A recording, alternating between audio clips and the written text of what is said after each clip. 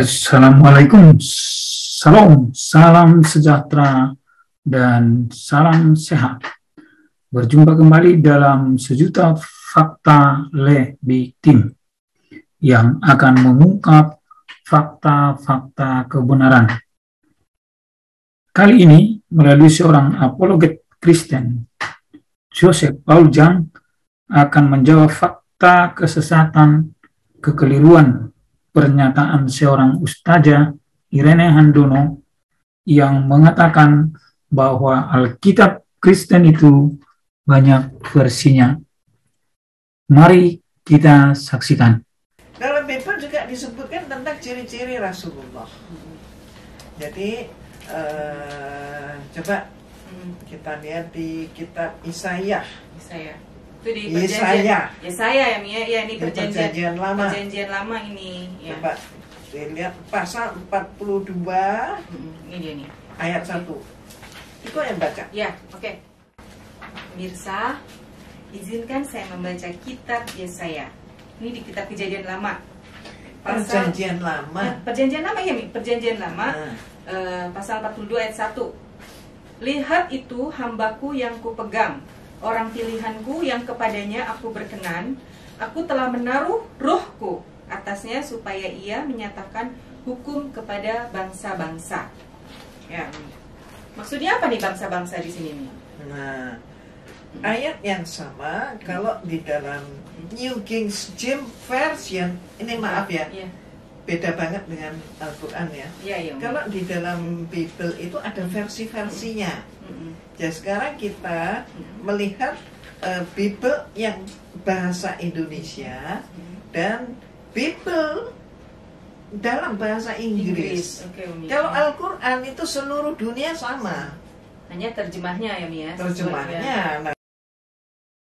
Menjawab tuduhan fitnahan dari seorang kristologi dari Irena Center, yaitu Irena Handono sendiri, bahwa Alkitab Kristen banyak versinya dan Al-Quran hanya satu versi, ya, dan sangat cukup menggelikan sekali. Setidaknya kalau dia pernah sekolah teologi atau dalam seminari, mestinya dia tahu bahwa Alkitab yang dia baca selama ini adalah Alkitab terjemahan. Ya, saya ulangi, Alkitab terjemahan. Jadi saudara jangan bingung dengan Alkitab yang dengan bahasa asli. Nah, tentunya Alkitab bahasa aslinya itu hanya satu.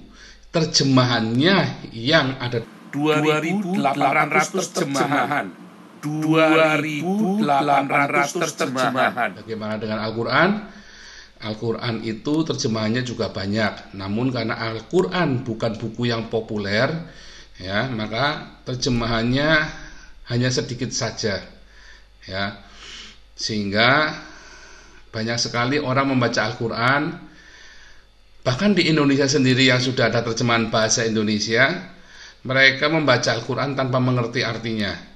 Dan bahkan terjemahan-terjemahannya pun dibuat menjadi sedemikian rupa radikal untuk membenci orang-orang Kristen serta non-Islam lainnya, ya.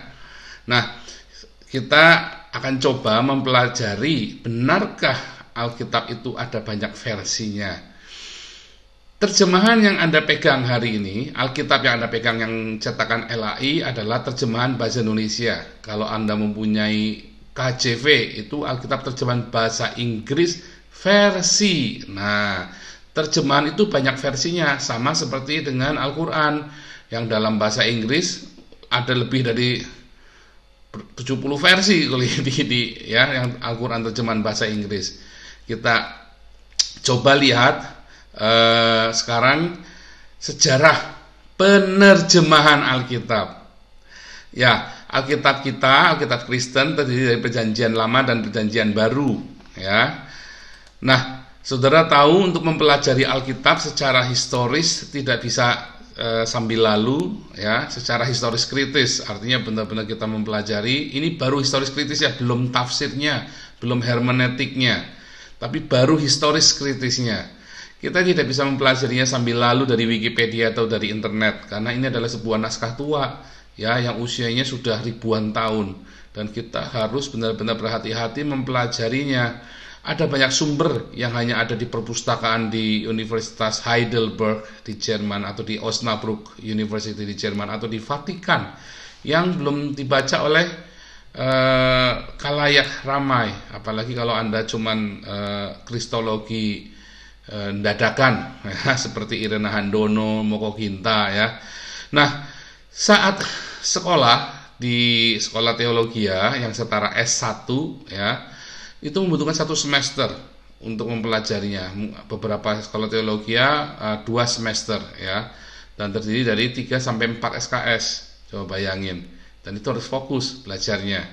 Dan saat S2 pun saya masih belajar lagi 2 SKS lagi ya, karena itu harus untuk merefresh kembali semua tentang perjanjian baru.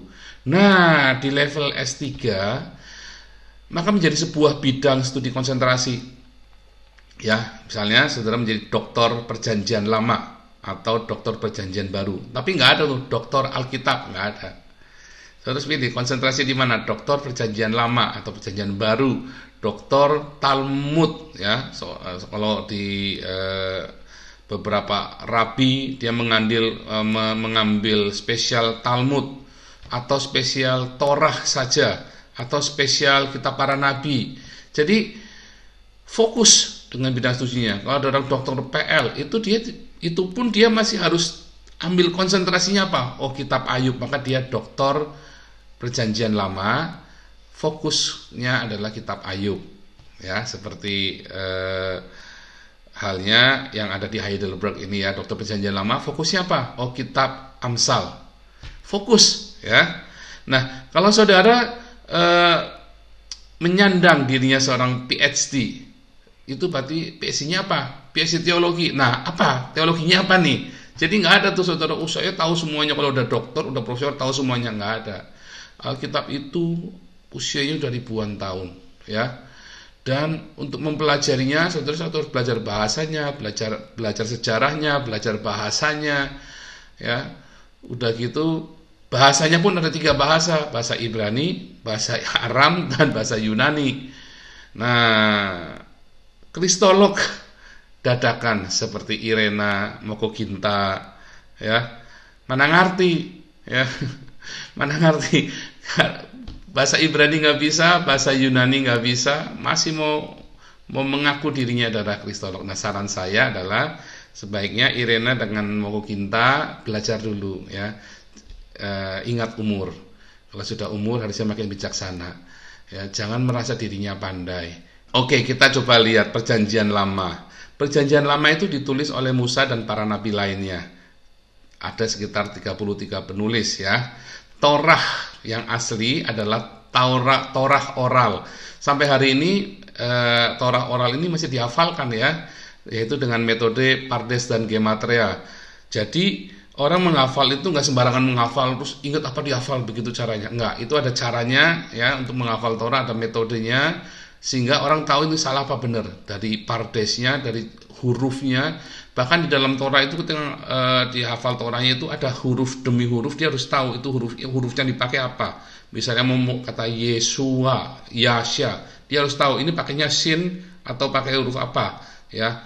Dan ada ayinnya atau pakai alif atau langsung dari yod sin. Nah, itu harus ngerti ya. Itu semua itu ada caranya ya, karena satu kata itu bisa berbagai macam cara menulisnya. Nah, itu yang disebut dengan Pardes dan Gematria. Saya belum nyampe ke sana terus terang, dan ilmu ini dalam sekali. Saya sedang mempelajarinya. Sekarang ini saya sedang studi khusus buat Pardes Gematria ini. Nggak mudah ya, dan itu butuh waktu. Dan harus orang Yahudi sendiri yang mengajari saudara, karena dia tahu budayanya, dia hidup di dalamnya, dia meresapi, sehingga dia bisa mengajarkannya dengan penuh dengan tanggung jawab. Nah, Kemudian Torah oral ini diterjemahkan dalam bahasa Aram pertama kali di zaman Esra dan Nehemia yang disebut Targum. Karena Torah dan kitab para nabi ini, Torah dan kitab para nabi ini di zaman pembuangan di Babel itu sudah hilang kemana-mana, tapi mereka menghafalkannya. Nah, itu ditulis ulang kemudian dalam sebuah Targum. Targum ini adalah sebuah kitab yang sekarang kita kenal dengan Perjanjian Lama yang ditulis dalam bahasa Aramaik, ya, bukan Ibrani ya. Mereka menghafalkannya, coba bayangin, mereka menghafalnya dalam bahasa Ibrani, mereka menulisnya dalam bahasa Aramaik, ya. Jadi mereka minimum punya dua bahasa. Mengapa dalam bahasa Aramaik? Karena mereka tinggal di Babel yang berbahasa Aram waktu itu. Nah, kitab Daniel 4-7 ya, dan juga kitab Daniel 2-7 dan Esra 4-7 itu ditulis bahasa aslinya memang bahasa Aram karena itu adalah diuntukkan untuk orang-orang saat itu yang ada di Babel yang berbahasa Aram, orang-orang Yahudi yang berbahasa Aram, ya. Nah, Targum atau disebut dengan Torah dengan Midras. Targum ini bukan pure Torah yang ditulis begitu. Karena saat itu orang-orang Yahudi ini ada tinggal di Babel. Mereka akan bingung kalau ditulis begitu saja. Karena Torah ini adalah hukum untuk orang Yahudi, untuk orang Israel ketika mereka tinggal di Yerusalem. Hukum mengelola tanah, hukum mengelola budak, hukum mengelola kehidupan mereka sehari-hari, suami istri, hubungan dengan pemerintah, semua itu ada di dalam Torah. Nah, orang kalau belajar Torah, seorang Yahudi kalau dibilang dia belajar, berarti dia belajar Torah. Oh, dia itu sarjana, berarti dia sarjana Torah.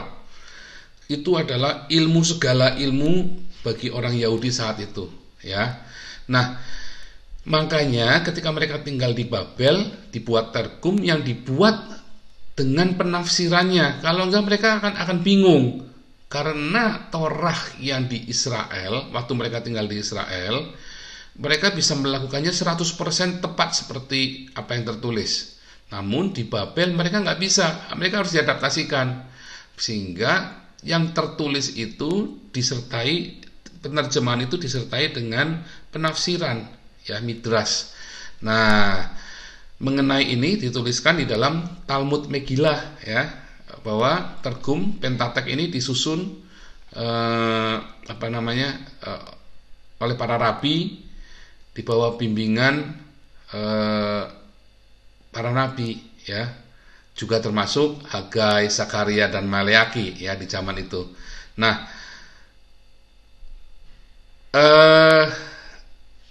kalau saudara melihat di dalam Nehemia 8 ayat 8, itu juga tertulis, ya, di dalam Nehemia 8 ayat 8, bagian-bagian daripada kitab itu, yakni Taurat Allah, dibacakan dengan jelas, dengan diberi keterangan-keterangan sehingga pembacaannya mudah dimengerti, dan mereka membaca dalam kitab itu dalam hukum Allah. Ini menunjukkan pada teks yang Ibrani dengan suatu penafsiran bahwa ini adalah suatu Targum. Saudara bisa baca dalam Talmud Megillah Daf 3a, ya.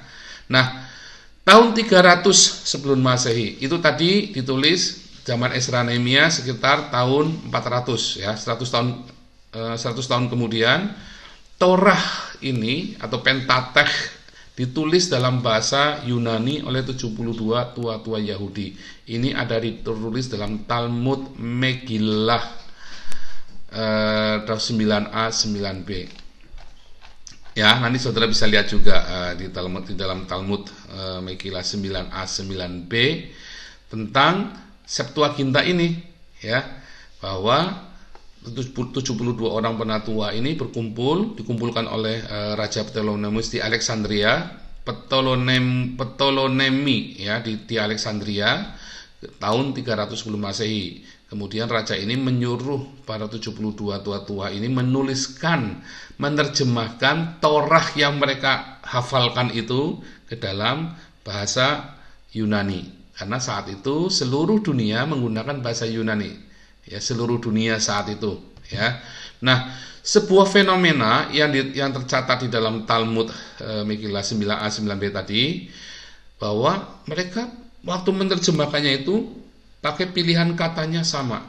Pilihan katanya sama. Jadi kalau misalnya contohnya kata I can do that, maka mereka akan menerjemahkan aku mampu melakukannya. Padahal kata can itu bisa mampu, bisa, dapat, sanggup. Tapi mereka semua sepakat menggunakan kata mampu, misalnya seperti itu ya.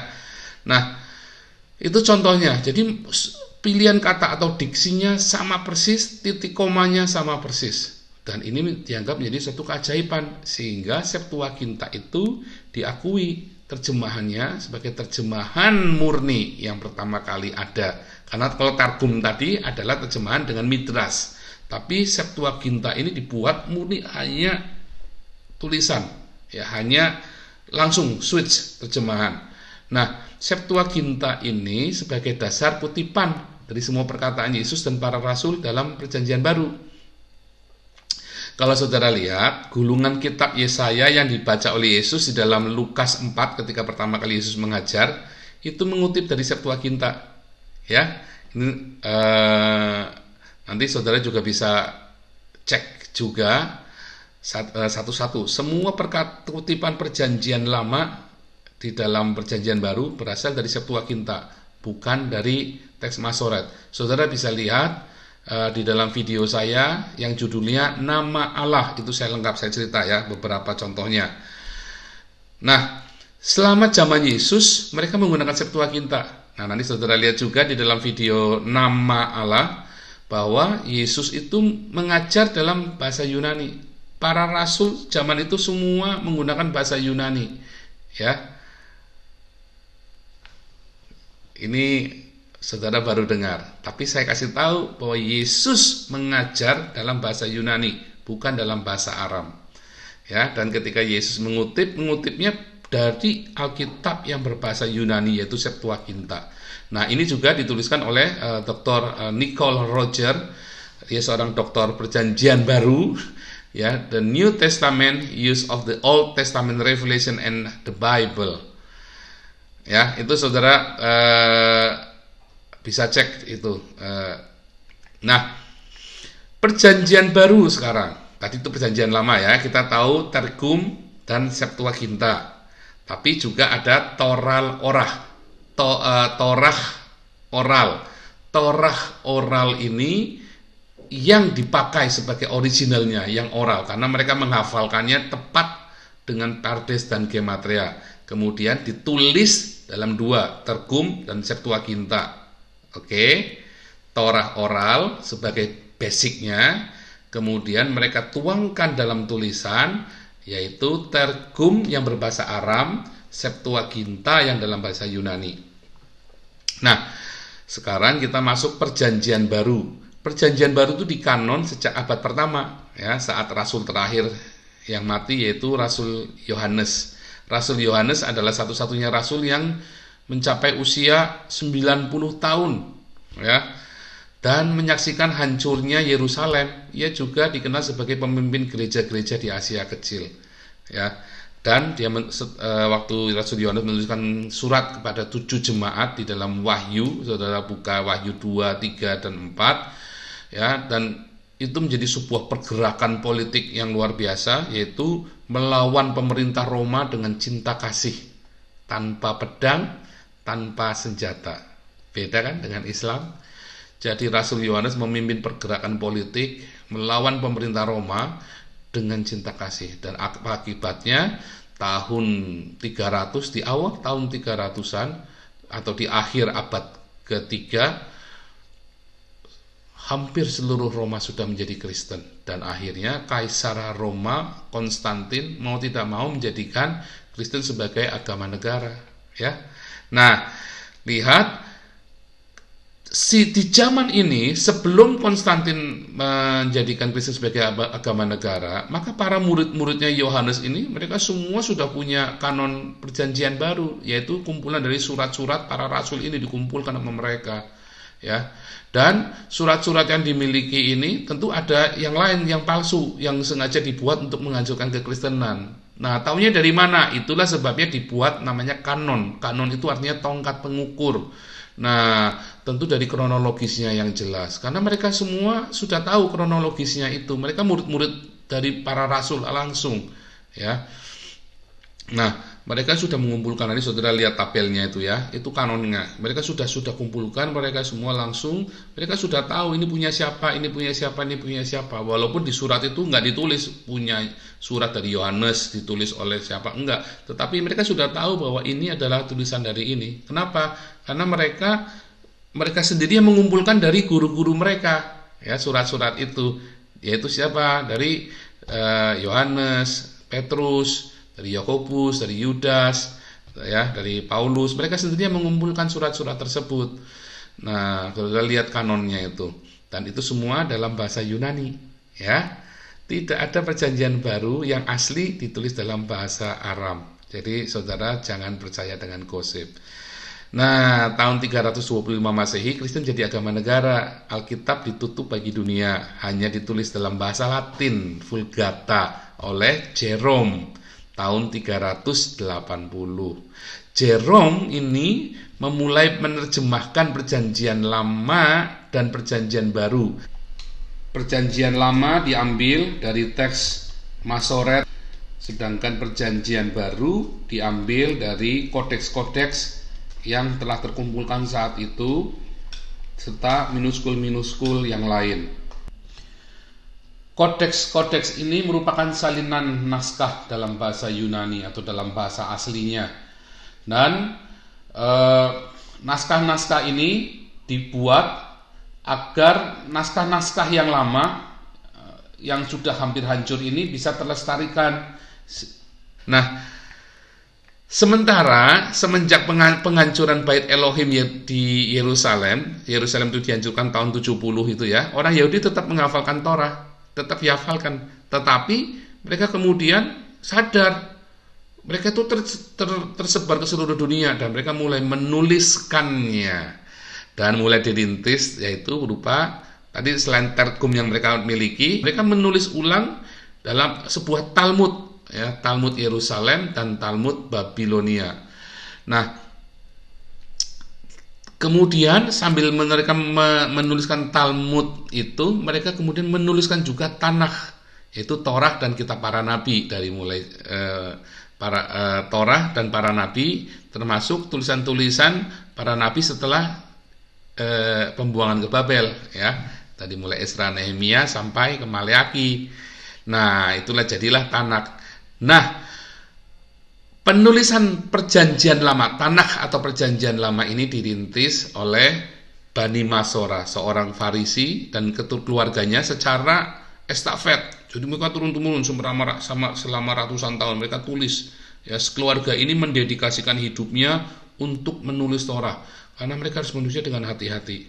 Jadi nggak mudah ya menulis perjanjian lama itu, mereka hati-hati sekali. Mereka pelajari dari teks-teks yang ada, ya. Dan mereka mengujinya kembali, termasuk dari Septuaginta dan Targum. Mereka mereverse, mereka menghafal, mereka tuangkan, dan mereka mereverse. Tetapi juga ada hitungannya, pardes dan gematria. Itulah sebabnya kalau saudara lihat cara menyalin Torah itu, Tanakh perjanjian lama itu ada syaratnya ya. Itu jumlah barisnya itu selalu 40 atau 72 atau 144. Itu nggak sembarangan ya. Nggak serampangan, dan jumlah hurufnya itu dari kanan ke kiri juga ada hitungannya, sehingga mereka akan tepat begitu ya, mereka turun-temurun. Nah, cara nulisnya pun mereka sangat berhati-hati ya, ketika mereka menuliskannya, tulisan tetragrammaton YHWH itu dikosongkan. Terakhir baru pada saat Torah itu mau ditahbiskan, maka seorang rabi, imam kepala atau rabi senior, dia menyucikan dirinya sesuai dengan aturan di dalam imamat, kemudian dia menuliskan tetragrammaton YHWH. Begitu salah satu saja, maka seluruh golongan itu harus dihancurkan. Ya, nggak kudus lagi. Jadi mereka sungguh-sungguh jaga benar, nggak sembarangan, nggak serampangan. Ya. Nah, Balik lagi ke Jerome tahun 380.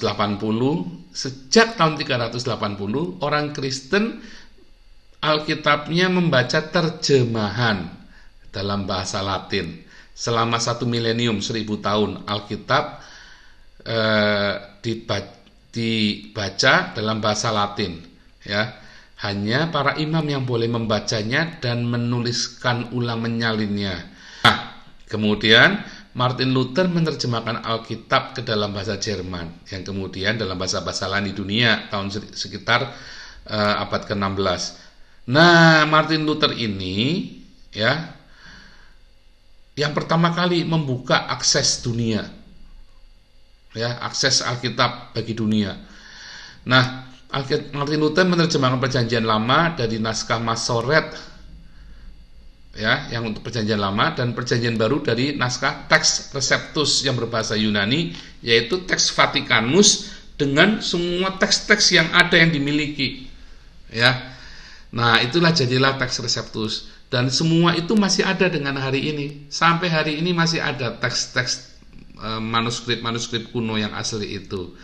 Jadi sebetulnya hari ini yang saudara baca versi-versi itu adalah terjemahan.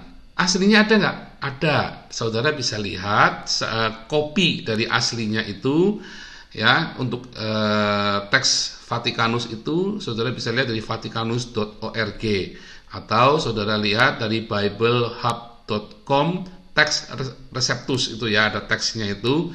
Dan untuk Perjanjian Lama saudara bisa buka di Biblika Hebraika, ya, dan itu semua berasal dari teks Masoret. Nah, salah satu bukti keasliannya, hari ini para teolog liberal pun tidak bisa membantah Perjanjian Lama, ya, tidak ada yang bisa membantah keaslian Perjanjian Lama ketika ditemukannya semua salinan kitab suci di Gua Qumran. Nah, ternyata semua salinan Perjanjian Lama yang ditemukan di Gua Qumran itu tidak berbeda dengan apa yang kita baca hari ini, yang kita miliki hari ini, keotentikannya. Kalau ada perbedaan itu hanya 1-2% dari total, itu karena teks itu hancur, ya, atau human error. Nah, sekarang masalahnya adalah Perjanjian Baru. Nah, Perjanjian Baru ini ada masih banyak sekali tuduhan-tuduhan terhadap naskah Perjanjian Baru. Mengapa? Karena ada yang namanya critical text yang mengkoreksi teks Receptus. Critical text ini bukan merupakan suatu perbedaan atau diskrepansi kata atau kalimat di dalam teks Receptus, melainkan pengakuan keberadaan beberapa ayat di dalam teks Receptus berdasarkan Kodeks Vatikanus dan Sinaiticus. Padahal Kodeks Sinaiticus dan Vatikanus sendiri pun hanyalah sebuah salinan dari kitab yang terlebih dahulu, dan ada kodeks lain yang telah ditulis lebih dahulu, yaitu Alexandrianus, yang memuat semua teks-teks yang telah ditulis di dalam teks Receptus beserta dukungan-dukungan dari minuskul-minuskul atau naskah-naskah tua lainnya.